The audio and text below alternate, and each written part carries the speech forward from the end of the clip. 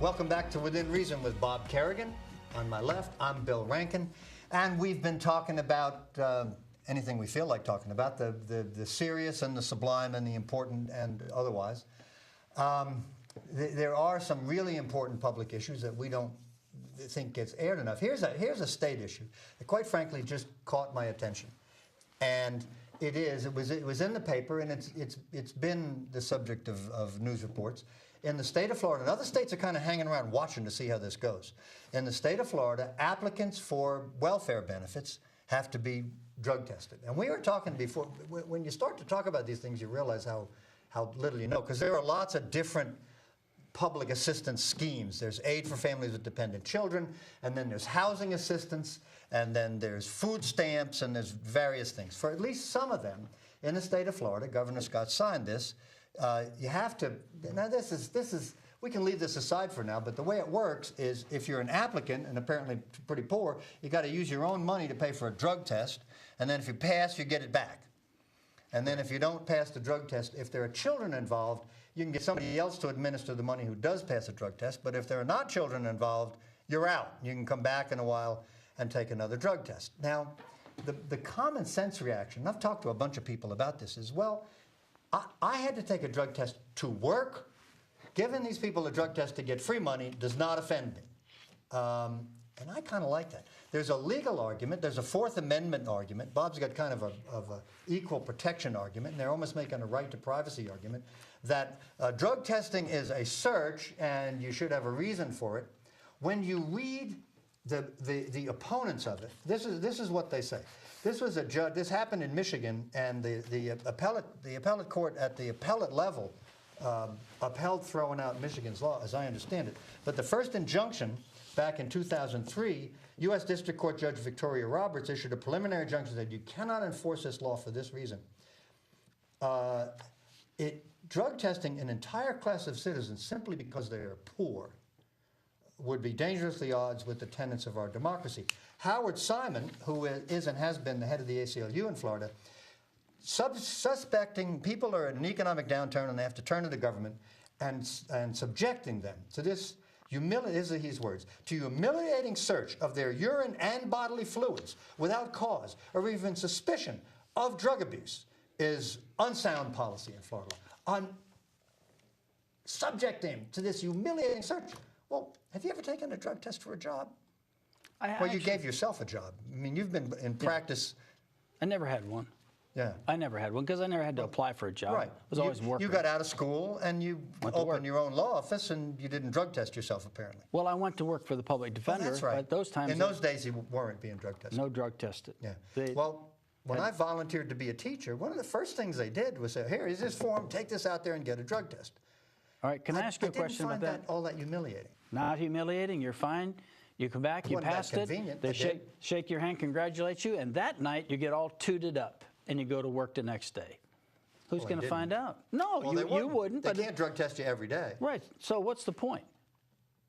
Well, the point is at least there's some kind of entry-level assurance that, you know, if you're a serious drug abuser, you can't get off it.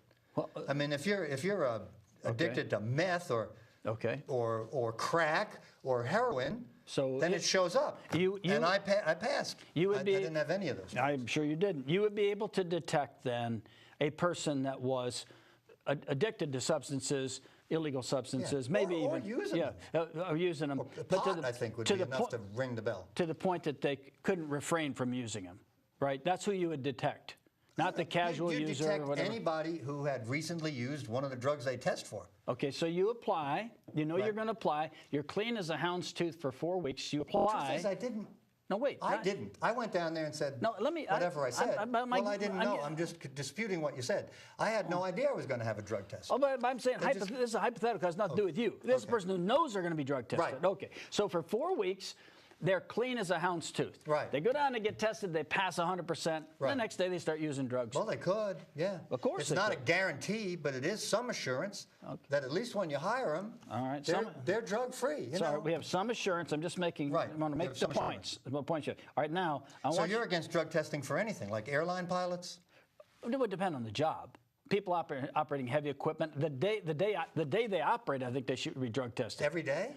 I think that You can't drug test them every day. Why not?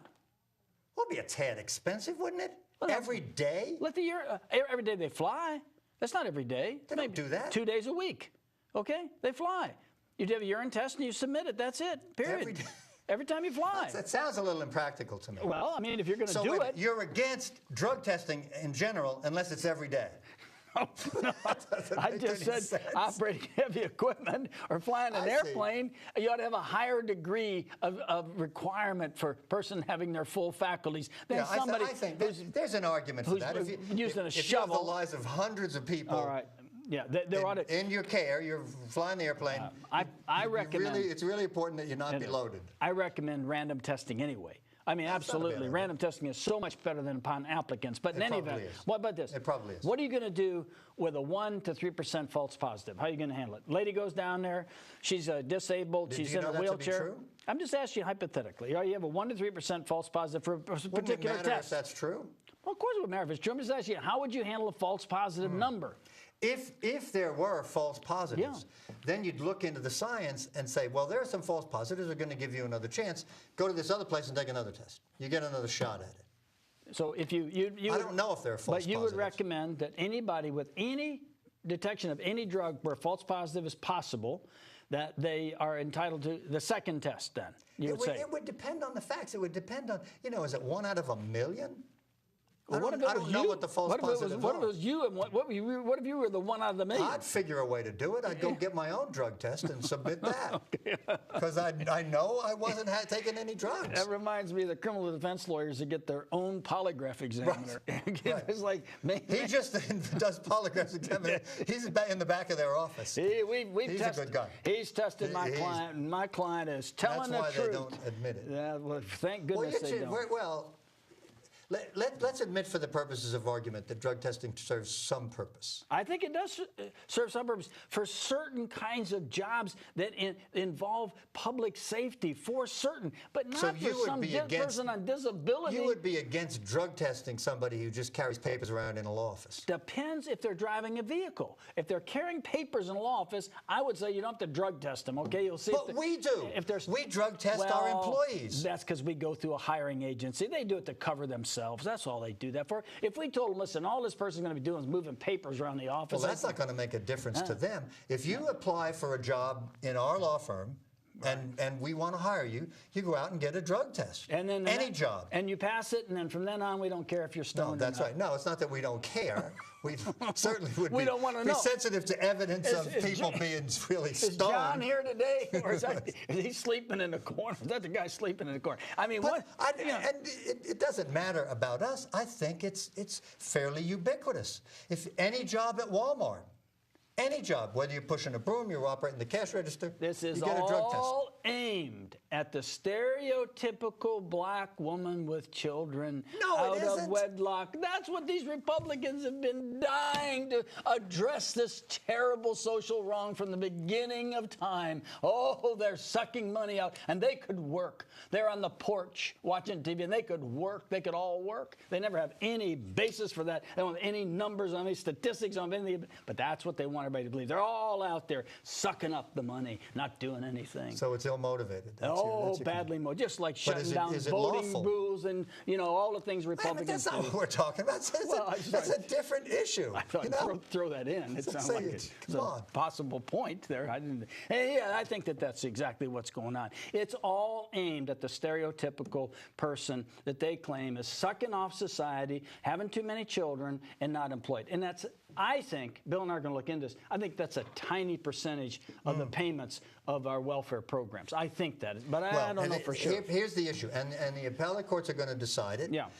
Does the state have a right to say, before you get public money, we want to make sure that you're not using that public money for drugs, that you're getting this money in part because you have children, that you're adequately take care of your children, that part of the welfare scheme is you're supposed to be looking for a job, that you're going to be able to do that job, if you will, for which we're paying you, the job being to look for a job and get off welfare.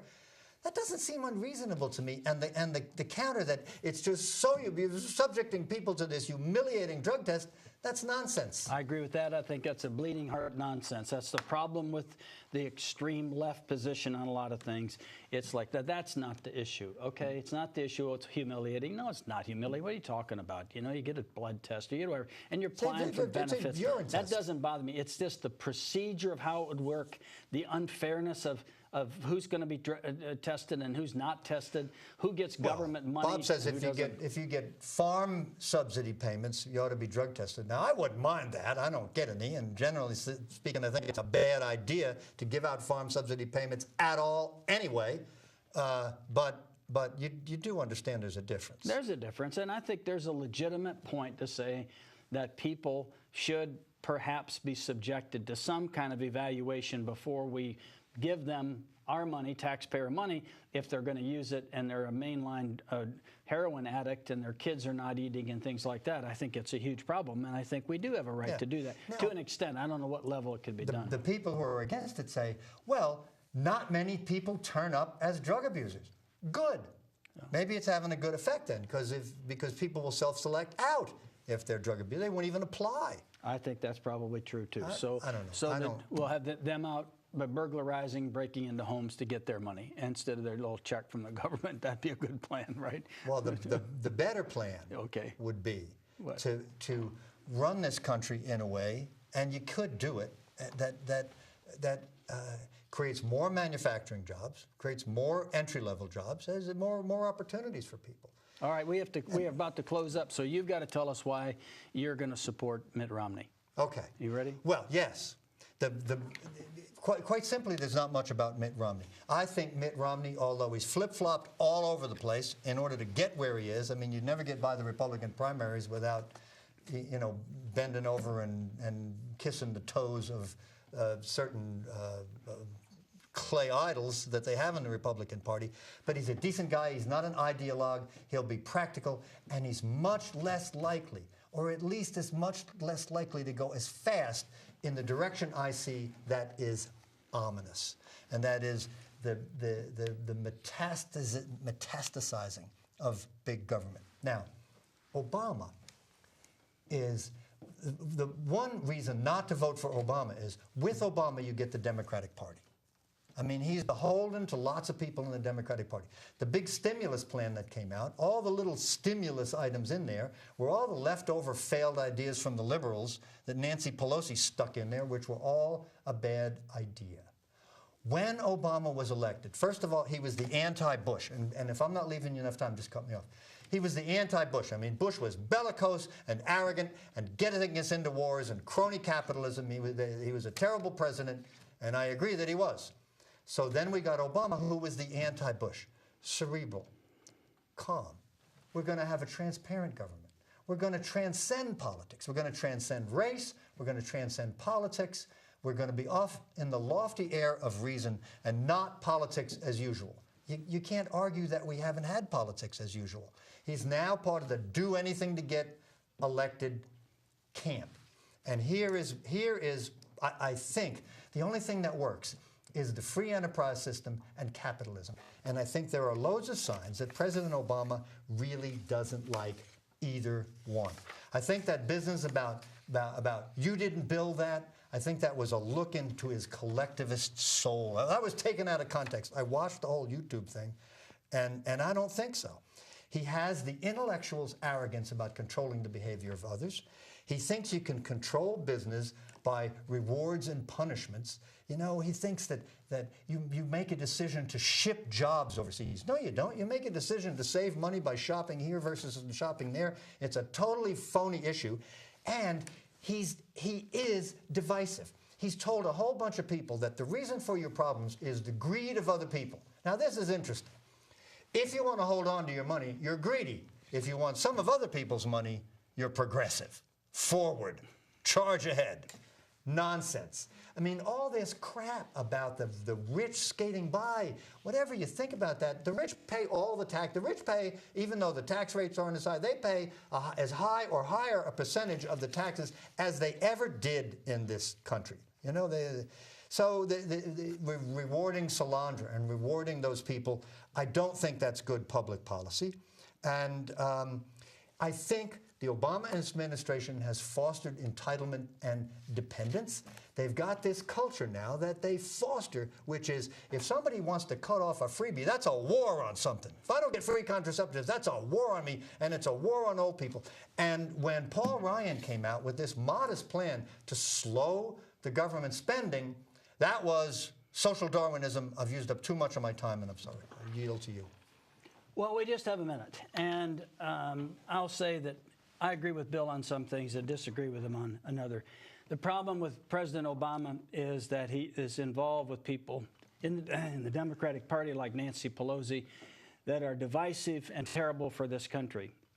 The easiest thing to do in voting against Governor Romney is to say, okay, well, I'm aligned with Ann Coulter, Rush Limbaugh, Sean Hannity, the wacky religious right, the racists, the bigots. That's with me. I'm aligned with all of them.